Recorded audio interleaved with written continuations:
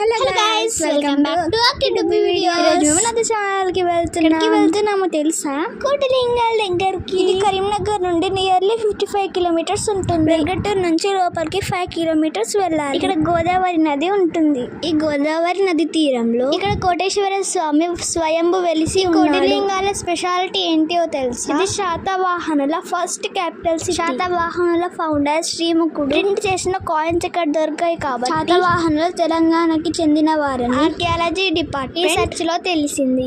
మేమందరం ఇక్కడ స్నానం చేశాం.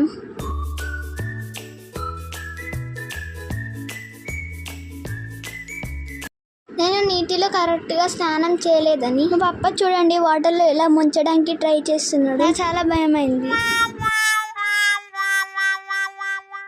ఇక్కడ బోట్ రైడ్ కూడా ఉంటుంది. ఇక్కడ పెద్దవాళ్ళకి 50, చిన్న పిల్లలకి 30 రూపీస్. Speed boat 400 rupees.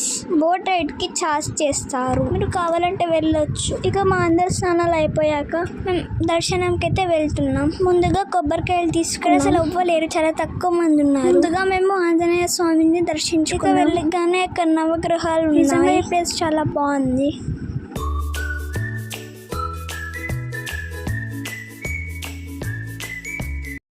ఇక్కడ బిల్వపత్రం, కొబ్బరి వాటర్, పసుపు కుంకుమతో అభిషేకం చేస్తాం. ఇక్కడ టెంపుల్ పైనుంచి వ్యూ చూడండి, చాలా బాగుంది కదా.